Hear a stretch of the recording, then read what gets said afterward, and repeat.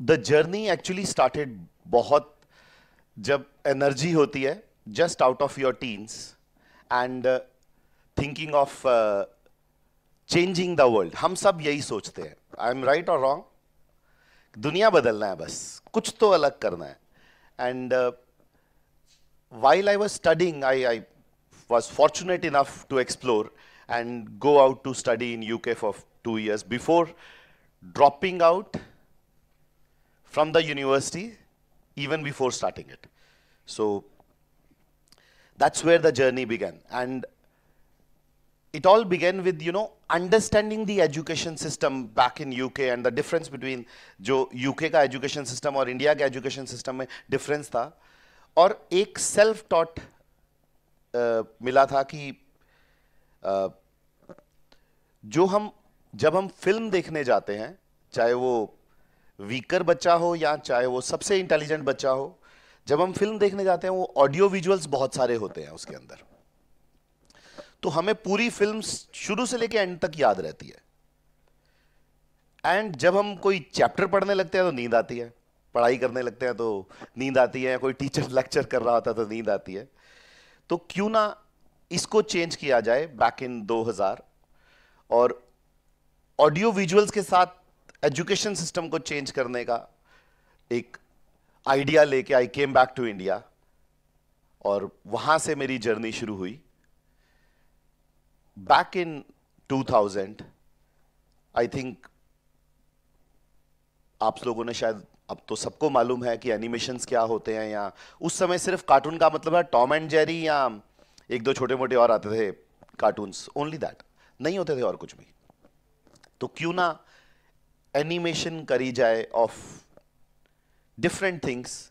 अगर हम फिजिक्स की बात करें तो न्यूक्लियर रिएक्टर्स, इंजन्स या आईसीज, व्हाटएवर, मोटर्स, उनको सबको एनिमेट किया जाए एंड ऑडियो विजुअल्स के साथ अगर किसी को दिखाया जाए तो it will change the way we educate students और पीपल। बहुत ही अलग आइडिया लगा था मुझे। बहुत ही, जब भी मैं बहुत अच्छे अच्छे स्कूलों में गया, वहां जाके उनको दिखाया और एक छोटा सा टेस्ट किया दैट 11th क्लास के एक बिल्कुल जिसका नंबर 10th में शायद बहुत कम आए थे, 40% समथिंग, उसको बुलाया और उसको बोला कि क्या चीज बिल्कुल ही नहीं समझ आई। तो उसने बहुत इजीली एग्जांपल दिया कि मेरे को न्यूक्लियर रिएक्टर समझ ही नहीं आया, और 5 नंबर गए। And showing him the animation with the visuals कि अब देखो अब कैसा है, तो after 5 minutes he was able to explain कि न्यूक्लियर रिएक्टर कैसा बनता है आंखें बंद करके। He was drawing and then he was also drawing on the paper and the teacher said 3 number तो पक्का आ जाएंगे। But still it was a big failure. Failure इसलिए क्योंकि कोई स्कूल उसको खरीदना नहीं चाहता था। It was a CD ROM उस समय आते थे और कॉस्ट उसकी थी 1500। कोई स्कूल उसको खरीदना नहीं चाहता था, कोई स्कूल उसके लिए पैसे नहीं देना चाहता था। बट हाँ, बोलते थे आप आओ प्रेजेंटेशन दो चले जाओ, उससे पैसे नहीं होंगे और पेट नहीं भरेगा। प्लस जो स्टूडेंट्स थे उनके पास उस समय कंप्यूटर और what do you call laptops तो बिल्कुल ही नहीं होते थे back in 2001। So the entire venture failed so miserably कि जो एफडी थी फैमिली ने जो करी हुई थी वो सब खत्म हो गई, जीरो हो गई in the time frame of less than 2 years, all zero. What was the reason of failure? This is the biggest learning I still carry with myself.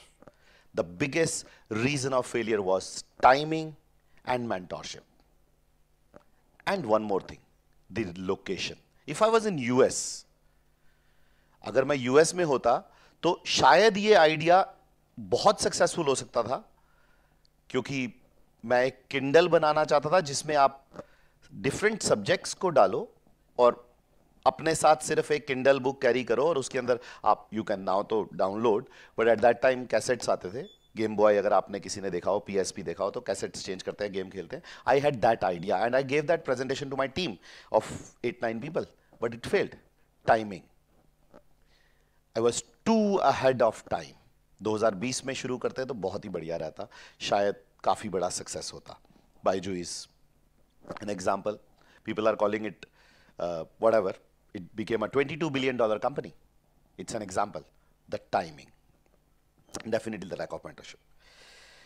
I quickly realise that ये कुछ होने वाला नहीं है, change कर लो life को वरना खत्म हो जाएंगे। And I move to I industry जो हम सबको फैसिनेट करती है, which is Bollywood and music. So 2002 जब फेल हो चुके थे, घर से गालियां पड़ रही थी, दोस्त यार मजाक उड़ाते थे, तो बॉम्बे मूव करने का प्लान किया। एट वेरी अर्ली, कोई दोस्त नहीं बॉम्बे में, कोई रिश्तेदार नहीं, with just my wife, my 1 month old child, moving to a different territory with some help of some relative, I would call. And वहाँ जाके म्यूजिक इंडस्ट्री में एंट्री करी और cassettes and CDs music production and distribution का काम शुरू किया, क्योंकि उस समय ये बहुत पीक पे था। इतना पीक पे था कि अलग अलग रीमिक्सेस, आपको क्रिएटिविटी उतनी नहीं चाहिए, अलग अलग रीमिक्सेस, अलग अलग तरह के मतलब music producers, all were busting with huge success. उसी समय के ये सारे सिंगर्स हैं आप जो देखते हैं, Daler Mehndi, Mika, all those big, you know, Adnan Sami, from nobody to somebody. और उस समय जो इंडस्ट्री ने मुझे success, early success I would call it, दिया 2003 में, 2004 में, I used to sell lot of cassettes, lot of CDs. लेकिन फिर वही same problem, before it became a successful journey, it failed in less than 4 years. Failed so miserably that I was under debt of around $500,000, $3.5-4 crore रुपया। उस समय शायद $1 million ही होगा, क्योंकि 40 रुपए का होगा डॉलर। एंड उस फेलियर ने इतना ज़्यादा परेशान किया और तंग किया कि आप लोगों ने शायद सिर्फ ये सुना होगा कि घर के सामान बिकते हैं, घर की ये, तो I was not able to pay my electricity bill. It was so bad, the time was so bad that you know it was not sure कि अगला महीना कैसे निकलेगा या कैसे करेंगे। That's when I realized that I have to move. But वो age ऐसी थी 25-26 साल की कि अब घर वालों से भी कैसे मांगे, उनको भी कैसे बोले कि इतना बड़ा कर्जा उनको तो बता ही नहीं सकते, और यहाँ से भी कैसे जाएंगी, ये तो पे करना पड़ेगा या क्या करना पड़ेगा। Bankruptcy was not existing in India at that time, there was nothing, there was no concept of bankruptcy, you can not do that, आपको वो कोई ना कोई आके पकड़ेगा ही। So it was a big kind of a problem or a situation which I personally got into and put some more people into it because of me, which was my family. How did I come out? And why I failed? So why I failed? Again, same thing. Very same thing, which is timing. The first business was too ahead of time. The second business was too late in its time. So the biggest of the company, T-Series, was created in 84, 83, and they made tons of money. And 2004 is when, 20-year life cycle, the world, दुनिया पूरी product की life को calibrate कर रही थी। Calibrate करने का मतलब होता है, ये वर्ड एरोप्लेन से आया है, जब भी एरोप्लेन लैंड होता है तो उसके पूरी चीज़ों को, नट बोल्ट को, सब चीज़ को चेक करते हैं, कैलिब्रेट करते हैं वापस से, ताकि वो दोबारा से उड़ने लायक हो सके। कुछ चेंज करना है तो चेंज करते हैं उसके अंदर, एंड ऑल दोज थिंग्स। और प्रोडक्ट की लाइफ को कैलिब्रेट करते हैं कि प्रोडक्ट का नया वर्जन या प्रोडक्ट की नई इनोवेशन, जैसे कंप्यूटर के साथ या मोबाइल फोन्स के साथ हुआ। पहले इतने बड़े फ़ोन आते थे कि सर फाड़ देंगे, अभी भी वैसे तो बड़े हैं, बट फिर नोकिया के छोटे छोटे फ़ोन आने लग गए जो बटन वाले, और अब we have smartphones. I don't use a laptop, I don't use a computer, smartphone पे सारा। तो ऐसे प्रोडक्ट लाइफ साइकिल दुनिया कैलिब्रेट कर रही है, और मैं एंड ऑफ लाइफ साइकिल के बैठा हूं कैसेट्स एंड सीडी के। आप में से किसी ने भी 2006 के बाद कभी भी लाइफ में कैसेट्स या सीडीज नहीं खरीदी होंगी, आई थिंक, यस और no? So I failed overnight. 2002 में गए थे, 2003 में बिजनेस शुरू किया था, 2006 में overnight failure, super failure. There was no money, there was nothing left, and industry ही पूरा हिला गई मेरे को। I could not move. The second biggest reason, again mentor. मेरे को 2002 में स्टीव जॉब के स्पीचेस या स्टीव जॉब क्या कर रहा है या इंडस्ट्री क्या कर रही है वहां जाना चाहिए था, क्योंकि मैं और मेरे जैसे सोनी म्यूजिक या internationally Universal Music went to Steve Jobs कि तुम आईपॉड क्यों बना रहे हो 2001 में, 2001 में, और मैं 2003 में कैसेट सीडीज बना रहा हूं। वो कह रहे हैं तू आईपॉड क्यों बना रहा है, हमारी कैसेट सीडीज का धंधा खत्म हो जाएगा, and your iPod will only carry the pirated music, क्योंकि उस समय म्यूजिक ये कंपनियां डिस्ट्रीब्यूट नहीं करती थी डिजिटली, इनको डर लगता था इंक्लूडिंग माई सेल्फ कि एक कंप्यूटर में चला गया तो 100 कंप्यूटर पे चले जाएगा, एक वेबसाइट पे चला गया तो 100 लोग डाउनलोड कर लेंगे।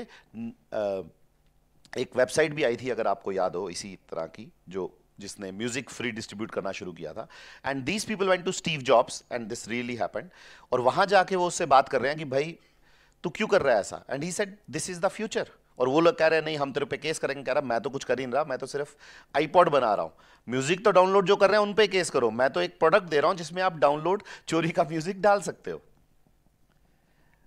तो तुम लोग क्यों ना मेरी तरह आईट्यून्स करो और म्यूजिक बेचो, $1 का एक गाना या 1 सेंट का एक गाना तुम भी बेचो ना, तुम क्यों ऐसा कर दे हो कि लोग पायरेसी करें।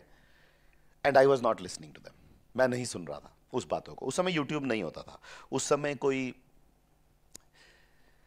गूगल भी इतना पॉपुलर नहीं था, उस समय कोई इतने मेंटोर्स भी नहीं होते थे। तो failed in my second business, two biggest reason which was in the first, mentorship and timing, and then comes what to do next. That was the biggest challenge. इतना मार पड़ी थी 2006 तक कि आपके पास कुछ भी नहीं है करने को। तो what did I do, I started finding people who were making money, जो पैसा बना रहे थे, और बहुत टफ नहीं था उनको ढूंढना। Flashy cars, flashy lifestyle, and मतलब they were spending money, international holidays and all that. तो I started finding and I started talking to them. फिर पता लगा कि ये लोग कोई आईआईटी या आईआईएम्स नहीं है, ये लोग कोई इंडस्ट्रियलिस्ट नहीं है, ये लोग कोई बहुत ज्यादा एजुकेटेड भी नहीं है। सब लोग, मैं हर एक की बात नहीं कर रहा हूं, मेजॉरिटी 90% एजुकेटेड भी नहीं। कौन है ये लोग, कौन है ये लोग? ये लोग रियलेटर्स हैं, रियल एस्टेट में है, कोई बिल्डर है, कोई ब्रोकर है, कोई घर बना रहा है, कोई कमर्शियल बना रहा है, ये लोग रियलेटर्स हैं। तो क्यों ना मैं भी इसी इंडस्ट्री में घुस जाऊं, ये लोग पैसा बना रहे हैं, ये लोग भी मेरी तरह बहुत ज्यादा पढ़े लिखे नहीं है, तो हम भी इसी में घुसते हैं। तो जब ढूंढ लिया तो लोगों को ढूंढना शुरू किया कि कौन अपने साथ जुड़ेगा, पैसा तो है नहीं अब। And luckily because of I was not running away, भाग नहीं रहा था मैं चीजों से, पैसा कर्जा था, भाग नहीं रहा था फिर भी, एंड लोगों के कर्जे उतार रहा था अलग अलग तरीकों से। तो विश्वास बना हुआ था, ट्रस्ट था लोगों को, तो वहां कर्जे पे पैसा उठाया, थोड़ा हैवी इंटरेस्ट पे पैसा उठाया, बहुत ज्यादा इंटरेस्ट पे, और इन्वेस्ट करना शुरू किया। बट बिकॉज एक जिज्ञासा बहुत थी, एक लर्निंग का एक सोच रहती थी हर समय, तो सोचना शुरू किया कि ये पैसा बन क्यों रहा है, और ये क्यों ऐसा हो रहा है कि आज तुम कंस्ट्रक्शन शुरू करो, कल उसका प्राइस और है, परसों कुछ और है, 1 साल बाद कुछ और है, और 3 साल में तो 4 गुना 5 गुना है। 2006 से 2011 की बात कर रहा हूं। एनीवेयर इन इंडिया किसी ने भी अगर रियल एस्टेट में पैसा लगाया होगा उस समय, तो मिनिमम 3 to 5x उसने किया होगा उन 5-6 सालों में। राइट और रॉन्ग? और एक चीज और रियलाइज करी कि ये पूरा इंडस्ट्री लेवरेज वाला है। लेवरेज का मतलब होता है कि आप 10% का टोकन दो बिल्डर को, और वो आपको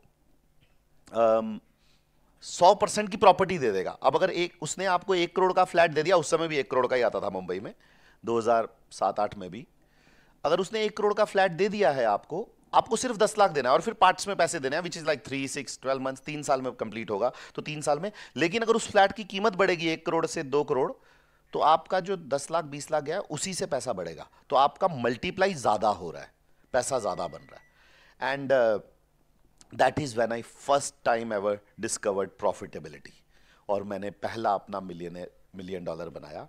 and that is where you know I personally felt ये बिजनेस अच्छा है, कर्जे उतारे, and luckily with God's blessing was able to drive those flashy cars and bought a house for myself 2010.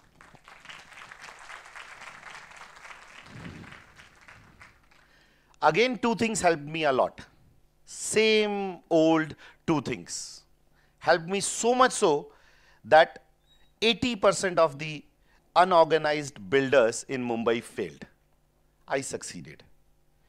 Two things: timing, mentorship. Mentorship तो उन्हीं लोगों से आ रही थी जो लोग रियलेटर्स थे, और बिकॉज पूरी इंडस्ट्री ने 2011 में, मुंबई की specially, only Mumbai I am talking about, Maharashtra भी कह सकते हैं उसको, डाउनटर्न लिया था because of an external force which was a scam happened somewhere in Mumbai. And पूरी की पूरी रियल एस्टेट इंडस्ट्री की परमिशंस को गवर्नमेंट ने बंद कर दिया. खत्म. You can't have any permission to construct. CM तक चेंज हो गए थे मुंबई के ओवरनाइट. नए सीएम आ गए थे, इंटरम सीएम 2 साल के लिए. But because I had failed in my businesses before twice, and as you all may can guess that बीच में भी कुछ छोटे मोटे काम तो किए ही होंगे, फेल भी हुए होंगे, कुछ करा होगा.